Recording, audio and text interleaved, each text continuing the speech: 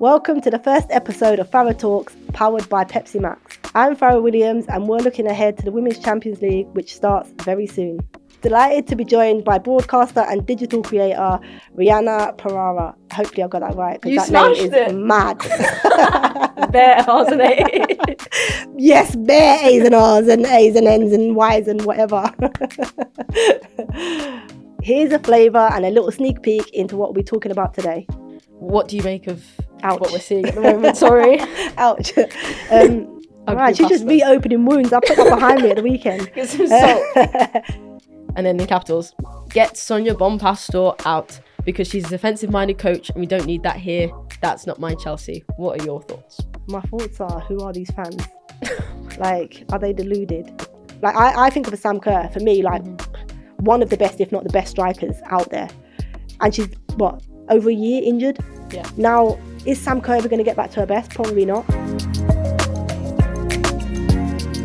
Right, so we should probably start by talking about the new format. What do you think of it? Obviously, it's the first season of the league phase, so we're seeing teams play each other once. They're not doing the group stage anymore, and it gives...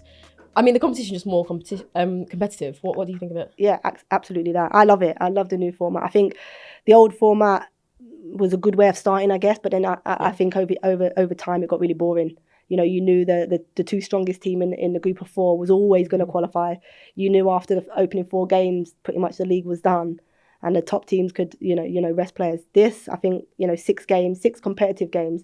I actually think it makes it a little bit more difficult for the top teams. Yeah. Why do you think it's more difficult for the top teams? Yeah, just that case of, I think, when you know the teams you're playing against, you get them opening 4 games, win them, whatever it's 12 points, you're through. And then you can rest players. I feel like every game, I think that certainly the early stages, when I think back to like the Chelsea opening game, Arsenal, trying to rest players was not a thing. It became a thing where actually we need to be competitive. We need 3 points from it. Chelsea drew away at 20. So a team that you would never expect to take points from.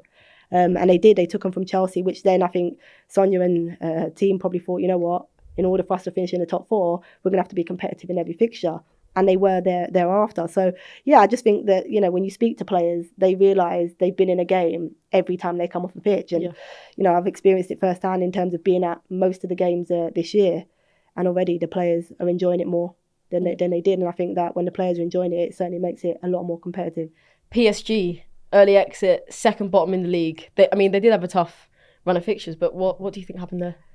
Yeah, that I can't put my finger on. I think they've got a more than competitive squad. I know we know last year they also didn't even get into the qualifying round. So yeah, they've had a disappointing couple of years within the Champions League. But this year you'd have expected them to go on and certainly get to the knockout phase. I think you can argue their opening 4 games were difficult fixtures.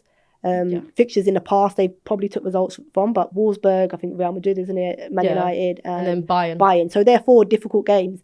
But then you've got Leuven and you've got Benfica, so 2 winnable games, and they're at home to Leuven in a stadium where, like, I was in that ground that day where they needed 3 points. They just weren't good enough, and Leuven, for a team that probably went there with no hope, come away with a point, and actually that point then helps them qualify. So yeah, they just wasn't good enough. I don't know what it was. I think they certainly didn't transfer their league form into the Champions League, which was disappointing. But they're a big club, and a club that in the knockout phase you would expect to see in a draw. For myself as a viewer, I found it so much more interesting because those last 2 games actually mean something. Yeah, I think that's what's so good about it. I think, I remember looking at the top 4. At one point, Chelsea were out of it. They were losing and then they're back in it. And you look at Leuven, they're out and then they're back in. So I think the fact that we're still all eyes glued to the TV across all the games, I think that just shows that actually changing the format does keep it competitive and keeps the interest there until the very end. I think they're going to be really good. Obviously, we've got Arsenal, Leuven, and Manchester United, Atletico Madrid, which are 2 fixtures we have already seen. But what do you think it does, having to play these extra 2 games in the competition? I think the interesting one is the Man United Atletico, because I actually did that game away. And I remember going into it and talking about how good United were defensively and could make it really difficult. And then they get a sending off really early in the first half. And I was like, oh no. But actually they remained competitive and got their lead in that game. So I think this is a real interesting one with 11 players both on the pitch, because that game actually ended with 10 each. So I'm really interested by that game more than any of the knockout games. And I do think over the 2 legs, Man United will be too strong.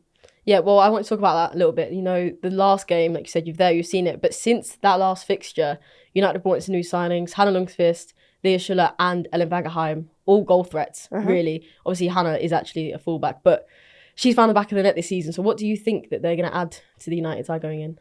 I think, firstly, more bodies of good experience. I think that's something that United lacked. I think after that Atleti game, actually, they went on a bit of a downward kind of spiral in terms of performances and started to leak a lot of goals. So I think they know, in terms of the amount of fixtures they're going to have, and if they want to remain competitive both in the WSL and in the Champions League, they needed more bodies. And I think these 3 signings, actually 2 of them bring, bags of experience, and certainly Champions League experience in Sherla. So yeah, I think really good. The fact they've reinforced in terms of strikers. We know defensively, with everybody fit, they very rarely concede goals, so that's always strong.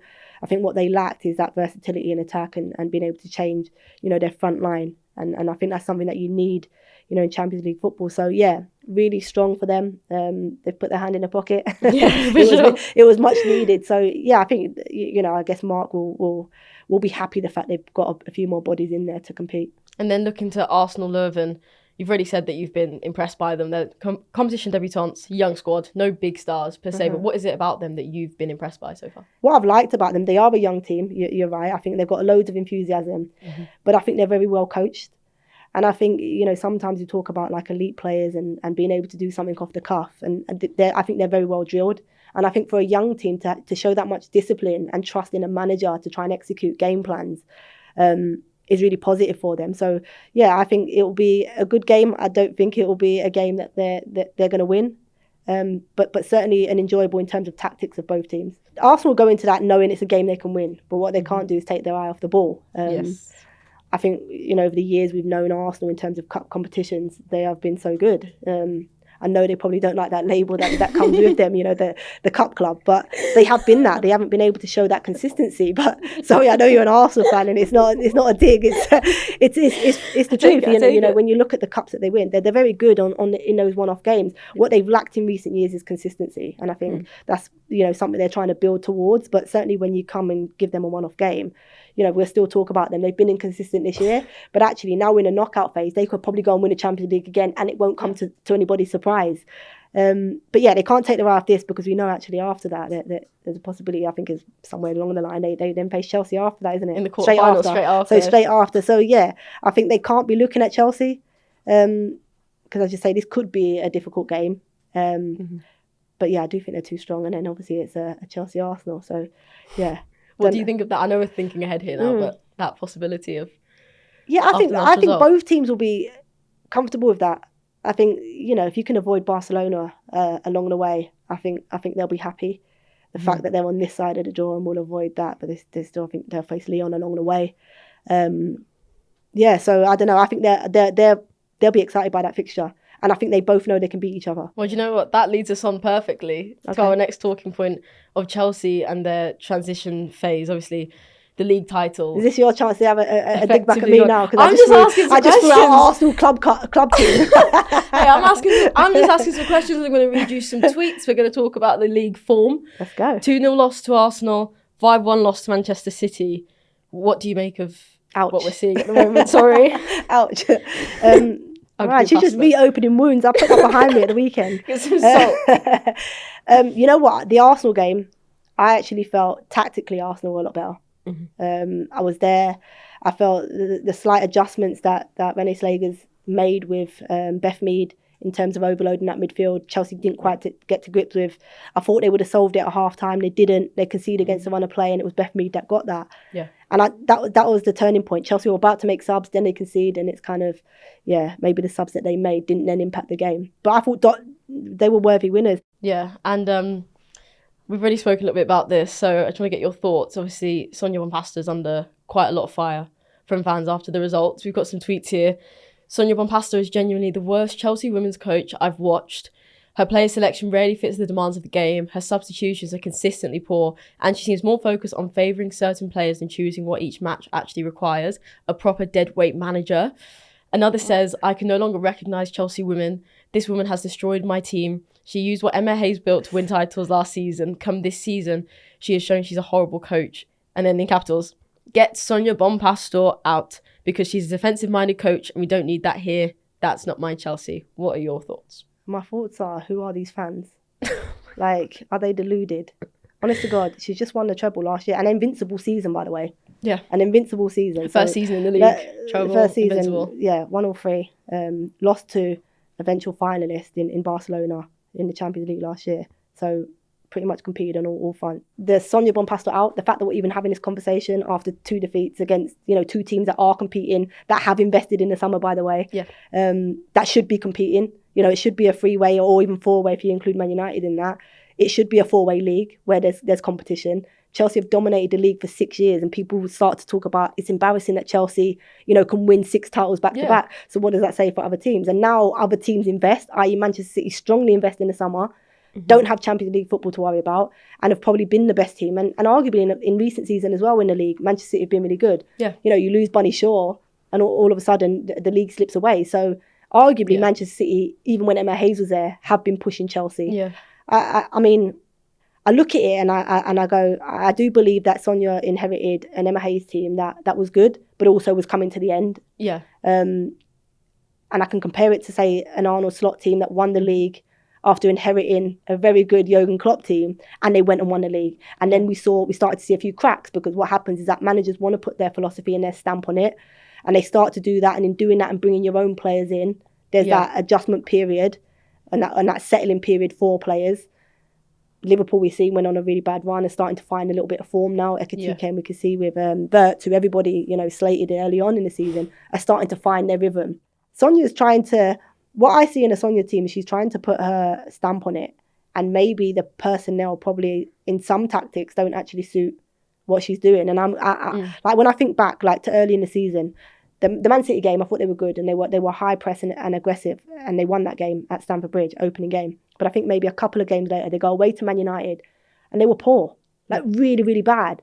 And not because tactically it was wrong, because from a view that we have, you can see kind of the tactics that are supposed to be implemented, but they weren't. So who do you put that down to? Because at times players need to take responsibility. I remember a front line trying to press, midfield not quite knowing whether I'm going or not, a backline dropping, and all of a sudden Man United absolutely dominated the gaps in between. And you could see Sonia on the sideline, like fuming on the sideline, trying to get instructions across and trying to get players to do their role. And sometimes you have to make players go through that. I remember like when I was playing crap and just couldn't get to grips with the game, managers will keep you on, and I'm like, just get me off. Like I'm having it. And they want to put you through them experiences for you to learn and get better through them. And that's what that Man United game a little bit felt like. But yeah, I feel like whoever this fan is talking about, she's a defence-minded coach. What would you say about the Barcelona game, the draw at Stamford Bridge? Because I actually thought that was really fun for you. It was one of my favourite games of football I've watched mine too. In a really long in terms time. of tactics, and both teams really trying to go for it. But I think when you think like I think of a Sam Kerr, for me, like one of the best, if not the best strikers out there.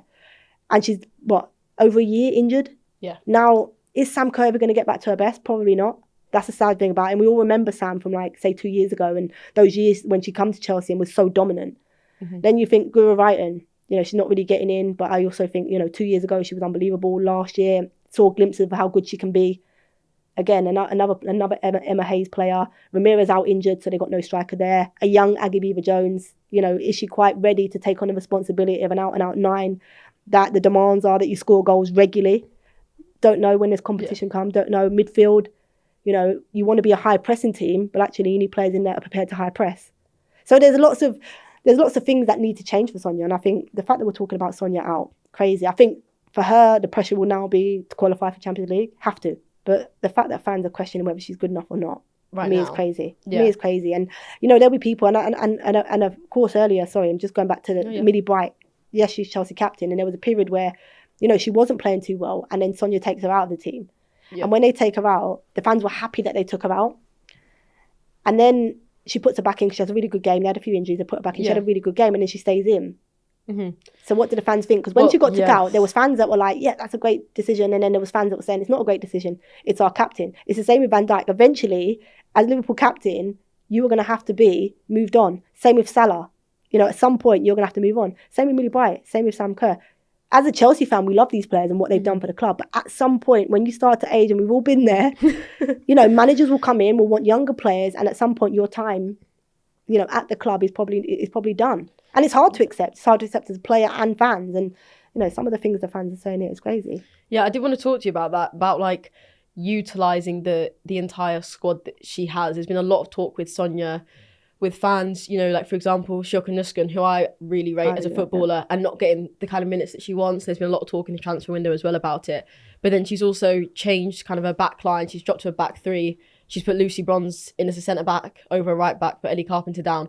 What do you think of the change of formation? Obviously, it is her trying to put her own print on the team and the squad that she's got, but do you think she's actually utilising the entire squad that she has with the formations that she's putting out, but also how they're actually playing like every game? I actually think the 3-5-2 is best suited to them. I actually think, I think that because I think no teams plays with two strikers. No. And I don't think defenders really have to defend. Now they have wing backs that actually, in terms of their profiling, are actually more front-footed wing backs, full-backs, than they are actually defence-minded. They don't really like to defend. Yeah. So actually having three behind, defensive, a little bit of structure with a holding midfield in front, actually allows to get the better quality out of your fullbacks with that less responsibility of having to defend the spaces. They can kind of be covered by that three. Yeah. You look how strong they were in that formation against Barcelona, the best team arguably in Europe. They were very good. So it's not about maybe the formation. Maybe sometimes it's about the tactics within that formation, what personnel really fit to get the aggression out of it. Yeah, that's my next question for you. Do you think the players that she's lining up, obviously like Nat Bjorn, who's an amazing centre-back's out, Villa Berman started to come into her own a little bit as well. Do you think that the right players are in the right places? Because I think that's what I've seen a lot of, like, a fan saying, especially after the City game, was like, it's one thing as a manager, and I think what a lot of the more level-headed fans have been saying is like, it's one thing as manager, you're not going to get it right every single time. You are going to have mistakes and think, actually, do you know what? They're playing different than I thought. I fielded the wrong team, or I've done this wrong. But it was the fact that they didn't feel it was rectified soon enough. Do you think that there was something in there that we see with Sonia which doesn't change enough? Maybe. Going into that City game, Lucy Bronze was due to start.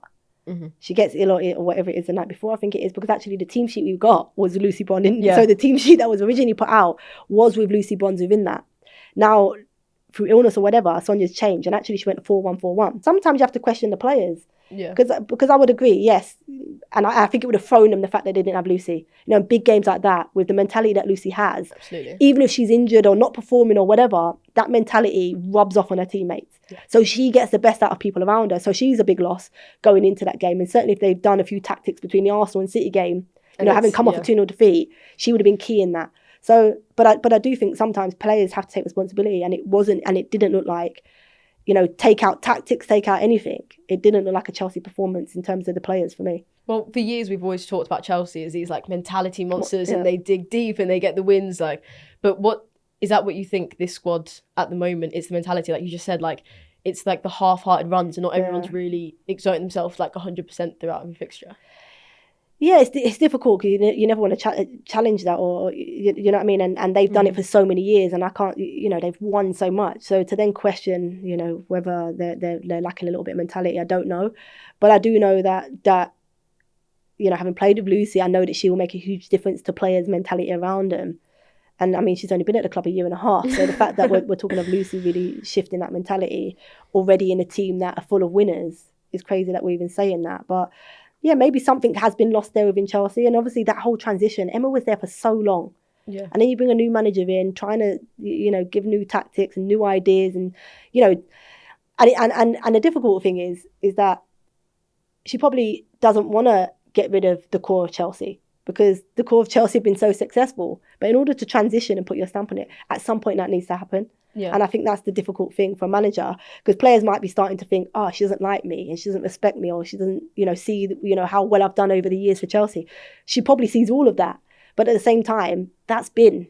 And sometimes you have to move on. And as a player, it's really difficult. I mean, it happens, you play for England for so many years and you're like, oh, my time's up. Like, this manager don't like me. Do you not know what I've done for like 19? Yeah. And they do. And they respect that. And maybe because they respect that, they probably don't want to see you in a team where you are deteriorating a little bit. And they want your best years to be remembered. I don't know. For Chelsea, how important is the Champions League? Obviously, we talked about, the whole Sonia out kind of look. Do you think that if, for example, they do slip out of the top 3 in the league, and obviously they have to go on and win the Champions League to qualify. I mean, these are all very dramatic hypotheticals that I really doubt would happen. But if that, but you enjoy saying it as an Arsenal fan, don't you? I don't even know what you're talking about. I don't know. I'm neutral. I'm asking you questions. I don't even know what you're talking about. No, do you know what? She has to qualify.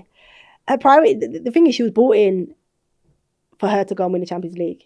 And I think they fell short last year. But I even think even with the squad last year, when you know, reflection, was it good enough? Probably not, to go on and win it. And we saw that. You know, I think it was 8-2 in aggregate, wasn't it? Or 8-2, if I'm right, against Barca. 8-2. Over 2 legs. I mean, really? So, yeah, you saw last year there was still a huge gap to close between them and Barcelona. I think whether they've closed it or not in the draw that they had in the group stage, have they closed it? I don't think we'll know until the knockout stages when it actually matters, because playing in a group phase where you're pretty much qualified and there's not really that much pressure, you probably ain't going to know the best of that. But yeah, if she doesn't qualify, of course, you know, the investment and the fact that Chelsea have won so much over the years. And the goal's at Champions League. That's what they need. Yeah, and so she'll need to win the Champions League. But if she doesn't win the Champions League, I think bare minimum is that she qualifies for the Champions League, and you know, they're in the final of the the Subway Cup thing. So League Cup. Yeah, there you go. So they're in the final of that. So a trophy will be key for her. But I certainly think qualifications for Champions League is a must. Right, and before we go, our partners Pepsi Max want you to name your best 3 players in the competition so far. Yeah, I mean, I would say it's difficult, but I think De Mornay, I mean, for Lyon, ridiculous. I've got to witness it firsthand in a few games this year live, and yeah, I mean, she's something else. You know, we talk about strength, and there's a lot of players that have real physicality, but the way she uses it to her advantage and the skill set that she has and goals that she's already scored in the first 6 games of the group. Yeah, phenomenal player. If they can keep her in this type of form, Lyon are one of my favourites to go on and win it. And she's key if that is to happen for them. So yeah, top player. Looking forward to seeing her in the knockout phase, but I've got to wait around before I do. Actually, 3 of my players I've got to wait around before I do. Because my second choice, Clara Ball, and I think, you know, it speaks for itself, the amount of assists she's got and how, you know, in terms of Bayern and their transition and, you know, her speed and quality she has down that left-hand side has really dragged their team back into games. And, you know, off the top of my head, the game I can think about, sorry, and is the Arsenal game that they had at home, 2-0 down at half-time. And the minute they started using her qualities down that left-hand side, you know, she alone and obviously Bayern really did exploit Arsenal. So yeah, she's been really strong for them. I've just got more flashbacks to that Arsenal game. Yeah, it was horrible, wasn't it? Yeah, mate, the ground was rocking. The Bayern fans are unreal. Yeah. But thanks. And my third one, you know what? It's another Bayern player. I'm surprised I haven't put a Chelsea player in. I'm surprised by that. You haven't put a Chelsea player in. Hopefully she'll be a Chelsea player in the summer, but I doubt it. I can see her going to the red side. But yeah, you know what? I put this player, Georgia Stanway, and you know what? Seeing her live, and I feel like she's a player that's built a reputation as a lioness in terms of what her real attributes are. And it's people will say, oh, you know, Georgia Stanway really good at breaking up play and really aggressive and, you know, likes to get forward. But actually, her all-round game, like watching her live in that Bayern team, and yeah, she can control games from midfield with the ball. Again, she's got the ability to break up play without the ball. She gets goals. She assists the assister. She's an assister herself. So yeah, I just think she has real all-round qualities for a midfielder, and hence why, Sonia, if you're watching this and you do tune in, see if you can sway her to the blue side of London. But yeah, she's a top player, and I think she's really key in that Bayern, and Bayern are losing a fantastic player come the end of the season. So there's my top 3 Pepsi Max. Right, so that's our first pod together. I've quite enjoyed the little bit of banter. I'm trying to get it out of you between the red and blue side of London. I haven't quite got it out of you. I'm sure I will, you know, in future weeks when you start to get my bit of banter. But yeah, how have you enjoyed it or not? You can say no. Yeah, I've hated it. You can say I've hated the Arsenal digs, but... Oh, yeah. She called us the Cup Club, guys. No, I've enjoyed it. I've had fun. I think come the quarterfinals, providing Arsenal have that win, this is going to be so good. We have to wear Arsenal and Chelsea shirt. We have to. Or, you know, we should actually have a bet that, not a bet, but whoever loses has to wear the opposition shirt in studio. So you'd have to come in a blue shirt. Hold on, what? Yeah. No, that's fine because Arsenal are going to win it. See, she's already we're on for that. I reckon we do that for the quarters. That's if Arsenal get there. I'm going home. Might not get her back next week. Yeah. This is my one and done. No, should be down for that. Let's shake on that one. Right, so whoever loses has to wear the opposition shirt. I'm scared. We'll be here after every round of matches in the Women's Champions League. Thanks to Ryhanna and to our sponsors, Pepsi Max. We'll see you next week.